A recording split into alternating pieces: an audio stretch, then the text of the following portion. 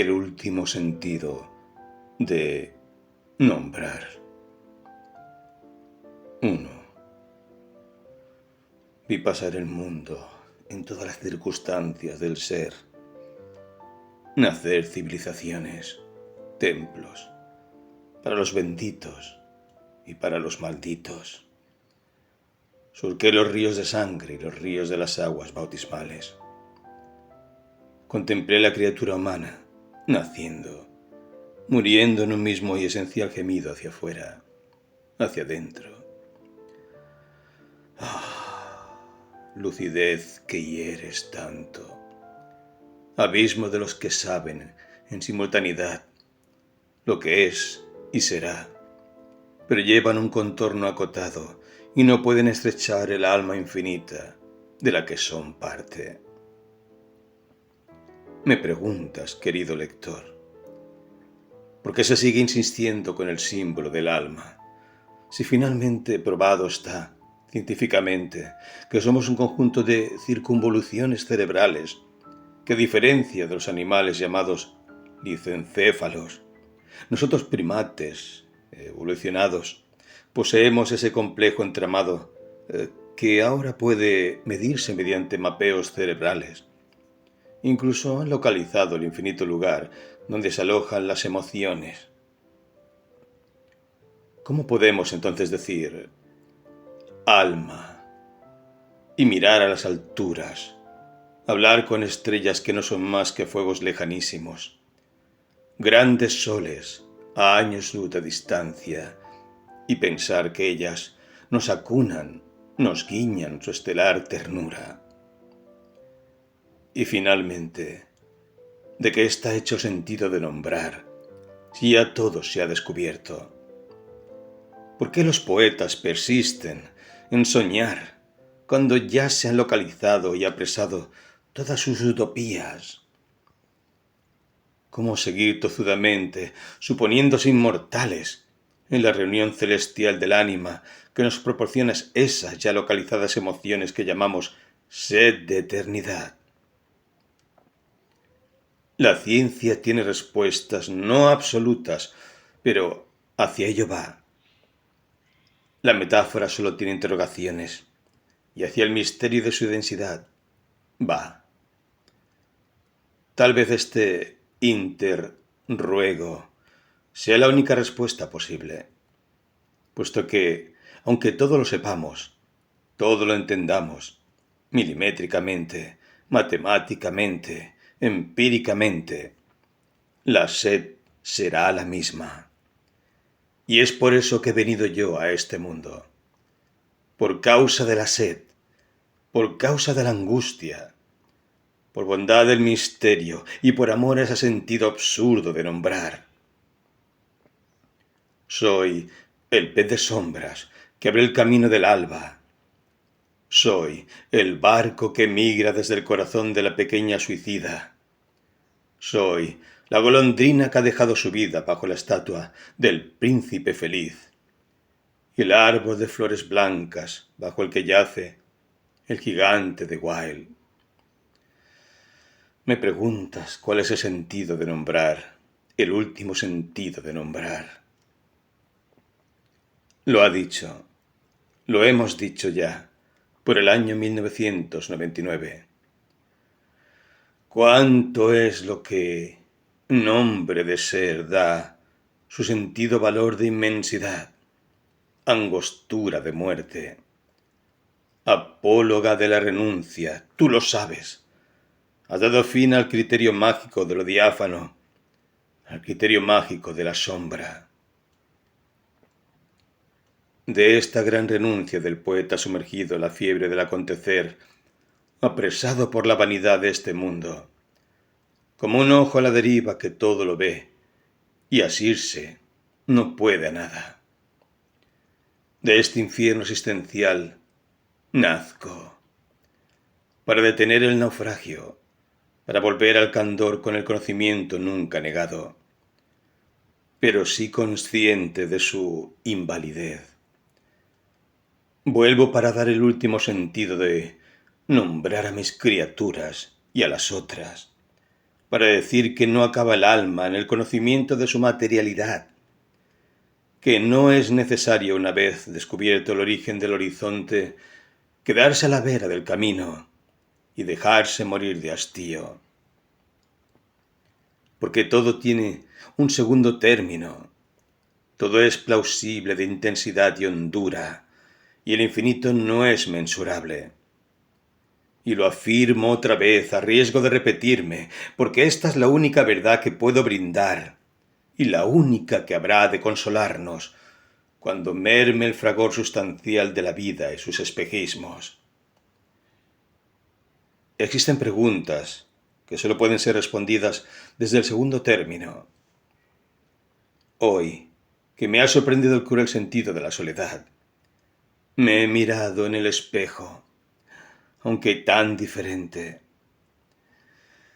tanto que me he sentido algo avergonzada.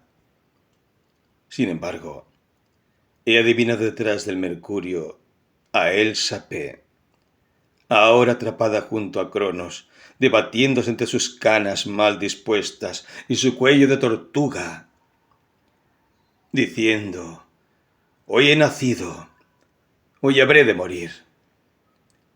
Si la metáfora de la vida es un día, la metáfora del solitario es un viaje cuyas puertas están en una serie de cartas antiguas. ¿Cuál es la metáfora del suicida entonces? Nadie ha podido responder jamás a esta pregunta. Cuando pienso en el suicidio individual, pienso en los barcos herrumbrados o ebrios que no pueden dar con ninguna costa que ampare su sed de resguardo. Cuando pienso en el suicidio de la humanidad, imagino a una quimera o a una hidra de 1000 cabezas que se devora a sí misma al tiempo que devora. Es el impulso perverso de la evolución.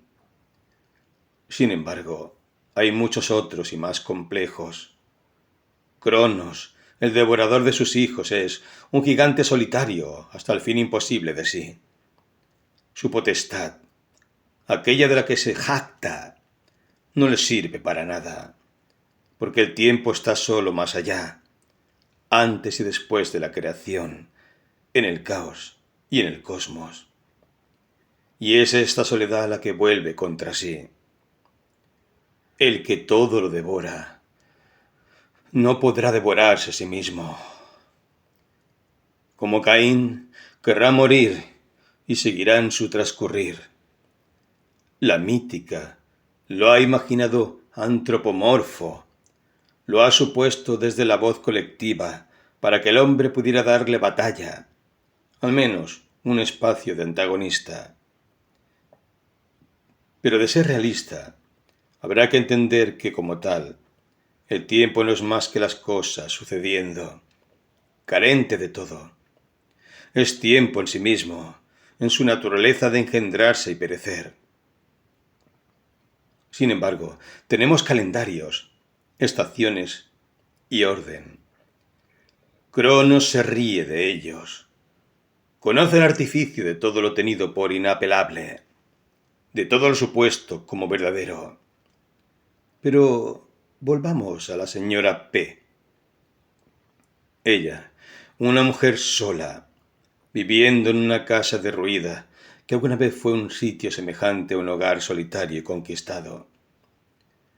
Las primeras palabras que recuerda que dijo cuando llegó a aquella casa fueron: esta es la casa donde quiero morir. ¿Por qué no dijo la casa donde quiero vivir? Llevamos la muerte al iniciar un trayecto nuevo, como una carta de presentación de esa existencia próxima. ¿Todos o solo aquellos que han vivido intensamente? Aquellos que llegan al hogar como un regreso. Ítaca para Ulises, ese lugar donde volveremos a reunirnos con los nuestros, sea esto familia, hombre, mujer, hijos o amantes, fantasmas, como en el caso de nuestro personaje. Llegar al hogar es como llegar a la noche, al lecho, al sueño. Es ese punto donde los espejismos de la locura cotidiana se detienen y se siente por un segundo, al menos, que es posible oír, o dormir, o volver, porque tal vez este sea el segundo término del que ama la otra orilla. Sumergirse en el útero, en las aguas, bajo la tibieza de la bóveda estrellada, bajo la oscuridad que acalla los pensamientos y adormece las tribulaciones. Lo dijo Hamlet, el entrañable Hamlet de nuestro Shakespeare. Morir, dormir. Eso pensó tal vez la señora P. cuando se recostó sobre la cama de su hogar conquistado. Y antes de despertar al último día de la vida, durmió largamente, ni saber que habría de transmutar en personaje. 2. Al despertar la señora P. aquella mañana se veía sudorosa y pálida. Yo estaba a un costado, invisible para ella, junto a la hacedora de palabras. ¿Qué habría soñado para mostrarse tan sobresaltada? Su rostro parecía haber envejecido 10 años entre la noche en que se durmió en la casa soñada y la mañana en que despertó personaje. Sí, tal vez aún más de 10 años. Tenía un camisón de seda gastada, el pelo gris e hirsuto, bolsas debajo de sus ojos azules y una boca apretada, donde asomaban las comisuras hacia abajo, en un gesto de disgusto. Se pasó la mano por la frente. Fue al baño, se lavó con fricción. Antes se detuvo y echó una ojeada al espejo. Sintió un leve vahido al verse. No se reconocía. Sacó la vista del espejo. Del otro lado se oía que tiraba la cadena. Se sobresaltó. Esto no ocurría hasta entonces. Sin embargo, luego recordó que estaban en pandemia, que había ocupas en su edificio y que el edificio se había echado a perder en pocos años. Alguien había instalado aquellos recuerdos durante la noche. De ahí aquel sudoroso despertar. La tiranía de su hacedora, en pocas horas, había trazado para ella una vida completa desde el inicio hasta el fin. La sobresaltó como un golpe en el pecho aquella frase de su novela. Estaba sola, porque estaba sola. Oh, sí, qué destino tan absurdo haber sido una valquiria de las causas sociales y ahora resultar solo este andrajo de ser que más tarde discutirá con el dios Cronos. Así empezó a suceder aquel largo día, que fue su vida entera, de la mañana a la noche. Por cierto, Camus tenía razón cuando decía: no hay más que un tema filosóficamente serio. Es el suicidio. Lo que me pregunto es, desde el lugar de mi condición de metáfora, si se trata de evaluar que la vida tenga o no sentido, o simplemente que la vida, ese milagro del que somos portadores, sea tolerable. ¿En qué punto la señora Elsa P. consideró el fin de su vida como la última y más lograda ceremonia que podía hacerle a la vida? Había cumplido aquel día 60 años. Su existencia, que en verdad es la representación de un solo día, fue un peregrinar hacia el pasado, como una vieja embarcación que busca inútilmente encontrar un puerto donde anclar, puesto que todos han sido marchitos, como las viejas fotografías, y en sepia, y el amarillento papel de sus cartas antiguas. Un mundo en sepia es un requiem, y sobre él nos precipitamos ávidos de colores, tratando de infundir en la memoria viva que aún ruge en nuestro organismo. Sin embargo, Aquel mundo está muerto como los sepulcros, en paz como los que caen en la definitiva anestesia que los conducirá al tan ansiado descanso.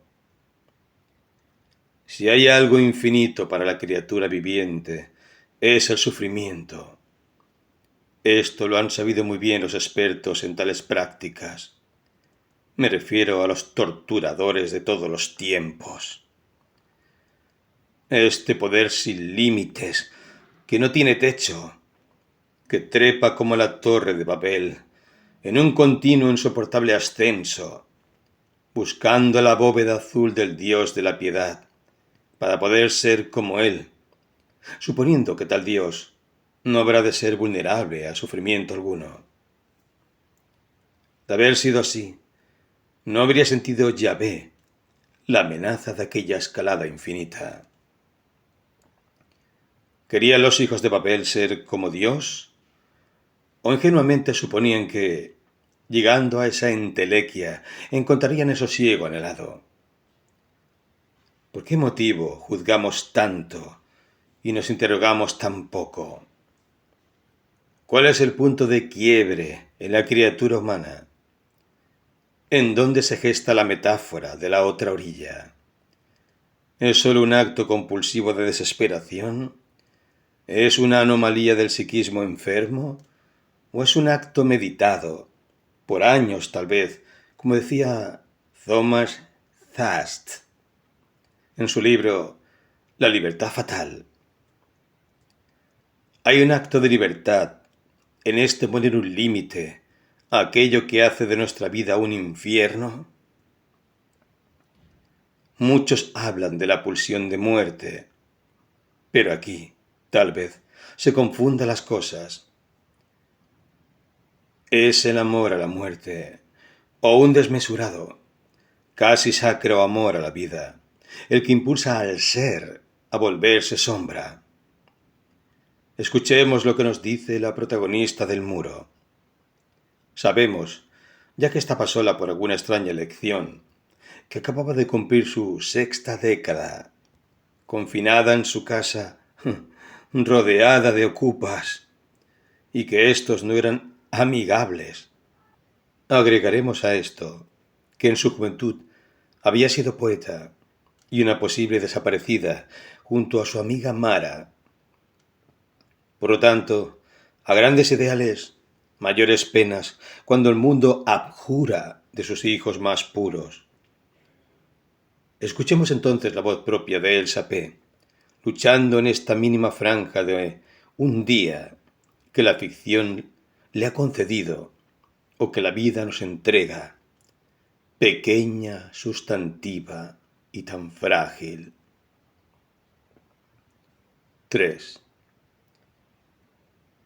Desde que pude ver la luz enceguecedora del mundo, hasta estos aciagos días en que me veo obligada a permanecer en mi casa, usar mascarilla, porque claro está, he pasado la franja y ahora soy persona de riesgo. Desde ese inicio tan prometedor hasta este ocaso tan vacuo, no he hecho otra cosa que intentar darle un sentido al absurdo de mi acontecer en el mundo. Pero ¿cómo explicar con palabras de este mundo? Como decía la poeta, mi entrañable Alejandra, mi otro yo, y la pregunta también es, ¿por qué he sobrevivido?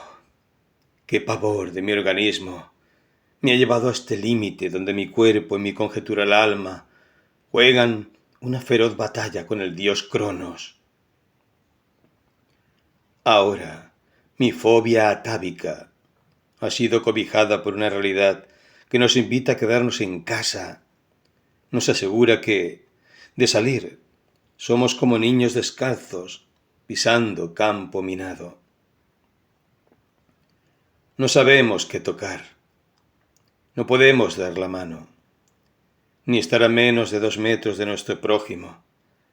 El gran carnaval de los barbijos al principio me resultó hilarante. Luego me produjo una especie de furia impotente. Más tarde supe que así es como deberán terminar las cosas, cuando los acontecimientos pasan por el costado de nuestras acciones y se libran juegos y exploraciones genéticas en Wuhan o ya, vaya a saber dónde. Si es que hay tantas teorías respecto a este virus,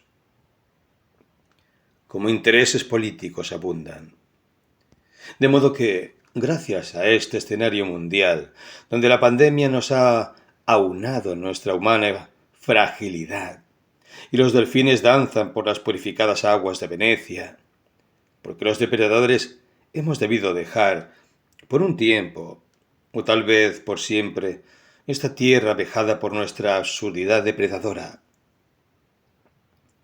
Y a raíz de acontecimiento, para mí y para tantos, imagino, sorpresivo, he comenzado por ventura de lo inevitable a acostumbrarme a la soledad casi absoluta. De vez en cuando a mis espaldas, como una brisa angelical y demoníaca, se me posa algo, y doy inevitablemente la vuelta para constatar lo que sé.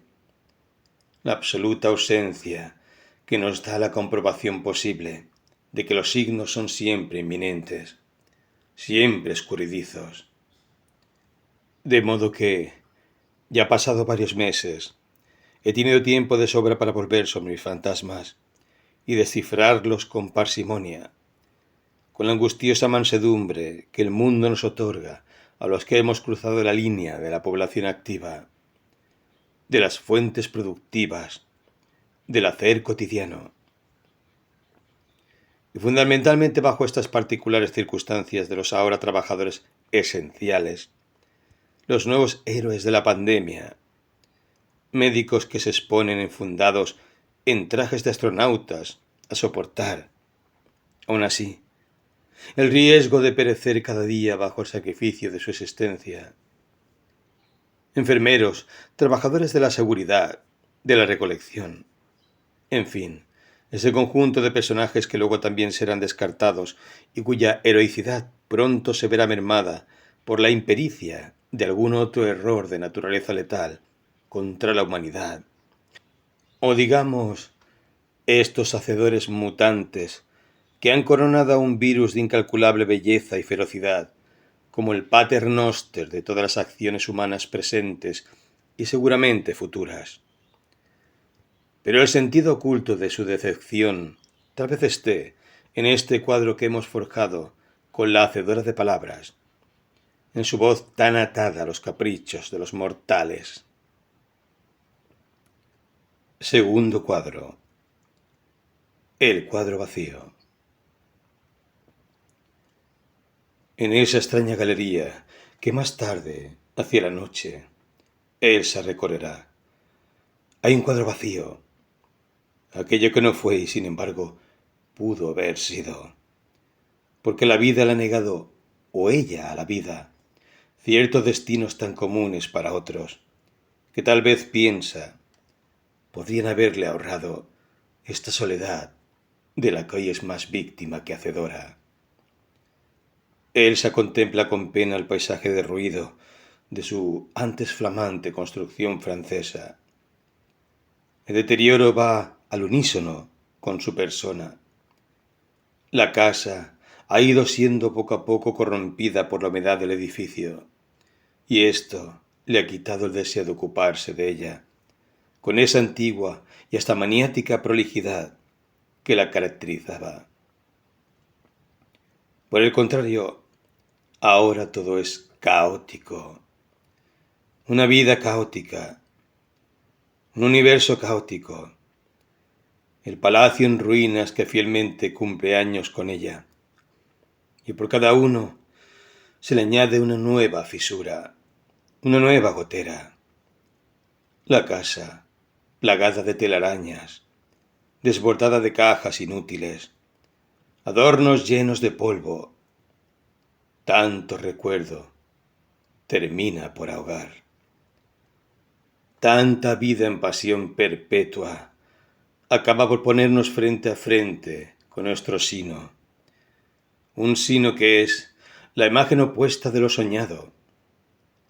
Si Elsa no hubiera sido obcecada, una vez muerta su amiga, pasados ya los tiempos de la adolescencia y su temprana juventud, tal vez podría haber llevado una vida más al tono de la realidad. Enamorarse no, pero al menos aceptar aquella forma de escapar al dolor que es la formación regular de una familia, una vida con hijos y un compañero de ruta. Sin embargo, aquel cuadro estaba vacío después de tantas pérdidas ocurridas. La señora P. se obcecó en abocarse a causas que ya a nadie le interesaban demasiado. Los tiempos del neoliberalismo, del minimalismo, habían arrojado pinceladas vacuas sobre todas las acciones. Era el momento de renunciar a los ideales trasnochados, dejar de escribir aquella infinita novela que le seguía a la premiada y que sin embargo no publicó.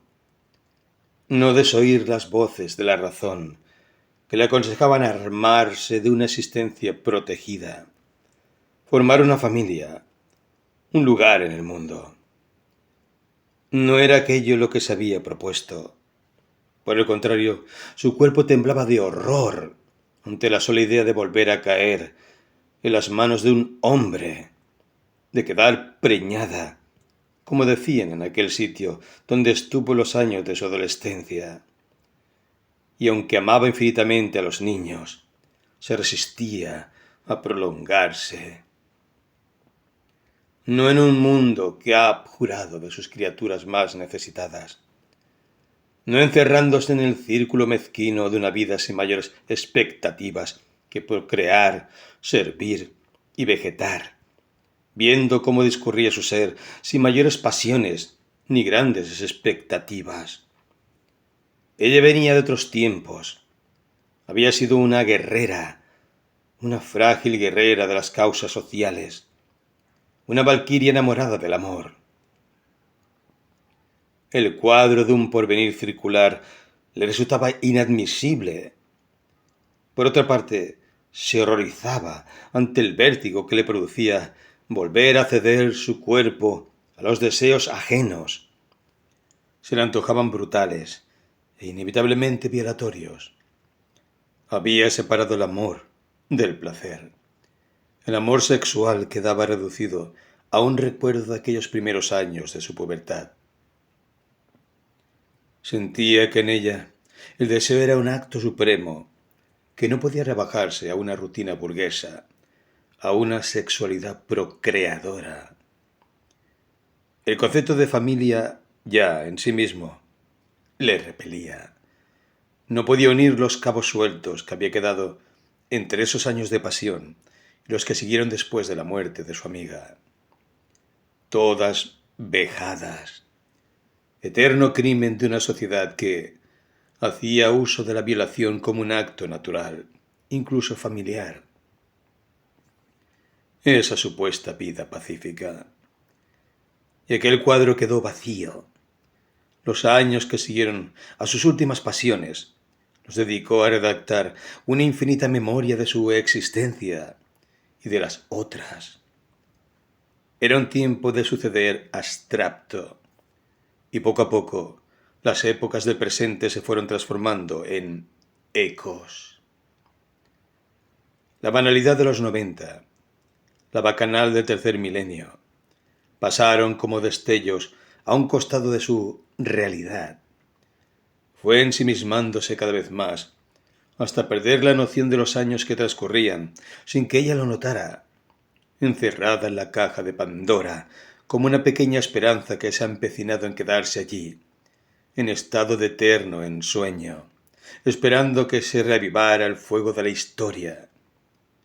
Pero no ocurrió. Nada ocurrió.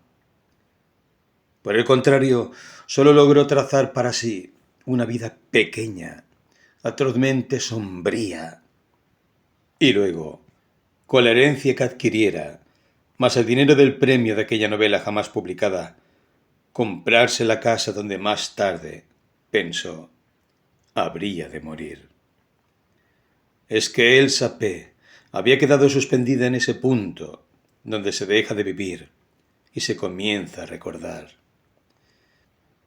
Y esto había sucedido muy tempranamente, de modo que, anudada en sí misma desde hacía ya demasiado tiempo, una feroz melancolía la fue separando del mundo y le revivó esa ansiedad de reunirse con los fantasmas del pasado, a riesgo de quedarse sola en el mundo, cosa que inevitablemente ocurrió.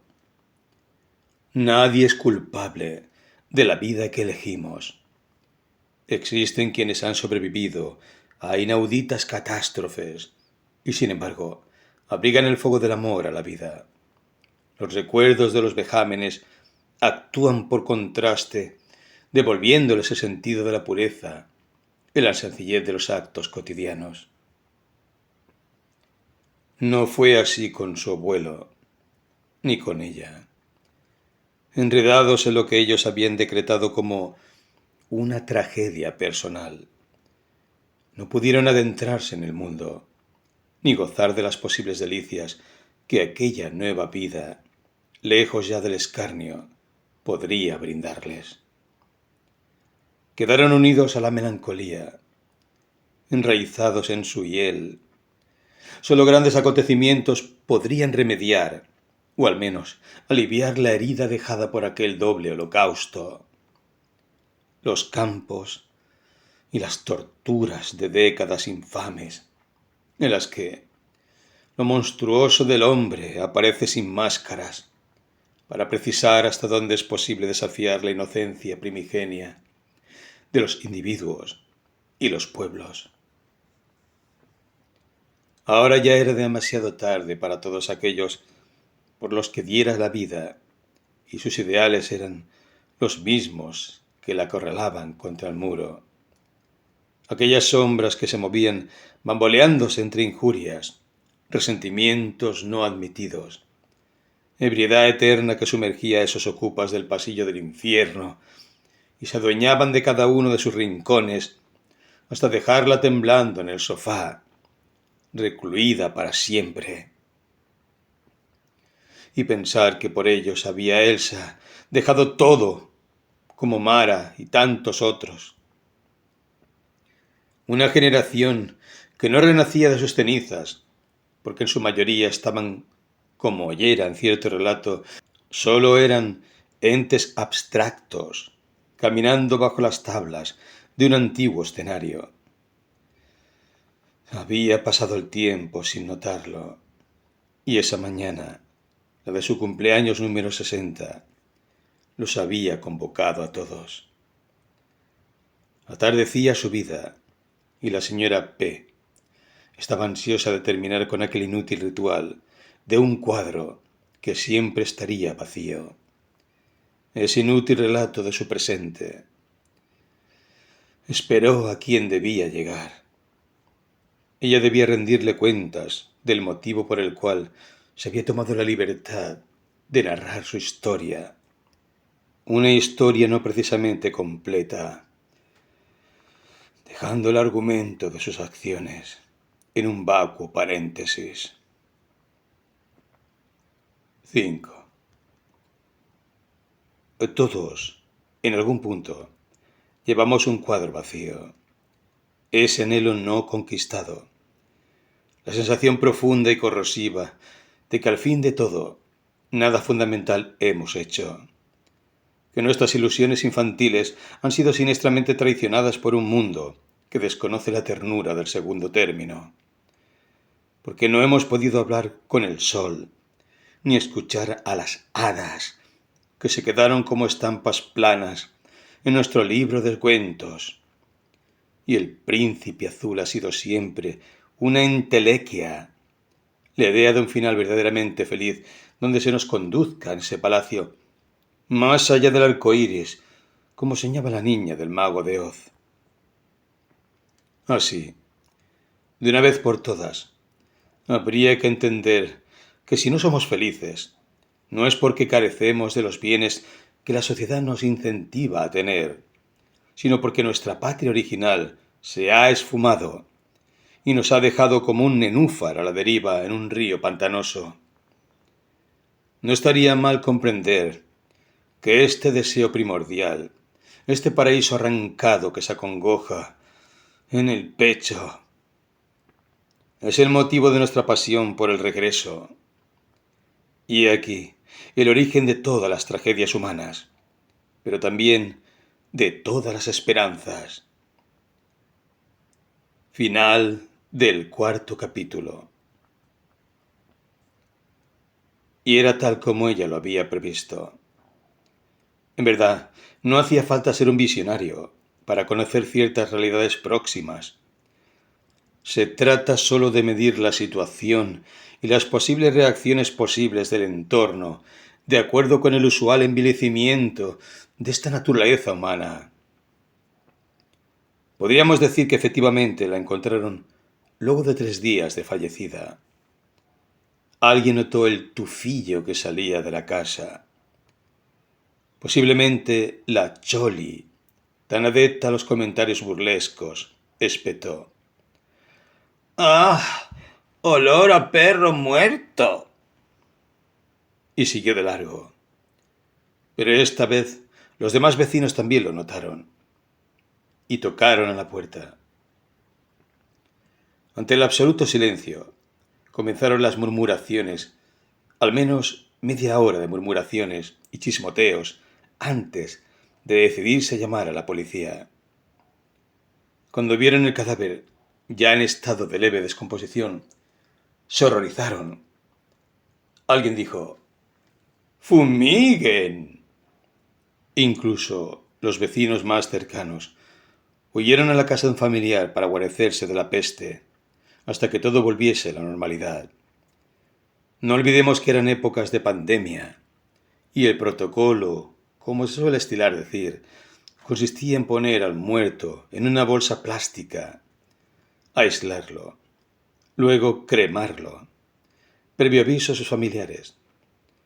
Pero como en el caso de la señora P., según palabras de los vecinos y alguna breve investigación que se realizó, no había nadie. Simplemente la ceremonia consistió en llevarla al centro más cercano para estos menesteres y cremar el cuerpo, sin más. Así la señora P., entre persona y personaje, desapareció del mundo de los vivos. Pero lo que nadie vio, yo lo vi, puesto que la realidad es esa mísera anécdota que acota toda existencia humana y la arroja como residuo a una fosa común en caso de sospecha, subversión o enfermedad contagiosa. El muerto es como el miserable, no tiene más valor que el que puede adjudicarle una buena herencia, cosa que la señora P. no tenía. Y tiempo pasó hasta que su casa fuera ejecutada, pues en verdad tenía demasiadas deudas. Es decir, un final poco significativo. Y en el segundo término estuvo ella 3 días y 3 noches velando su sueño.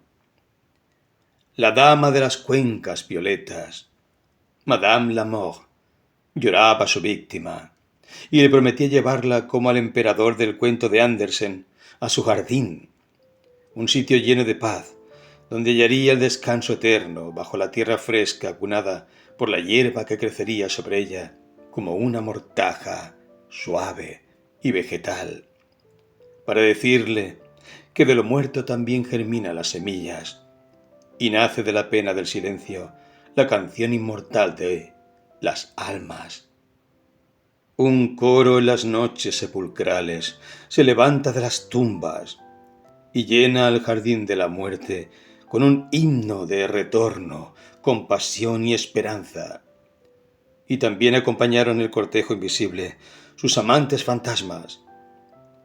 Mara iba dejando sobre el camino que llevaba al cementerio una estela de brillantina que sacaba de su pecho.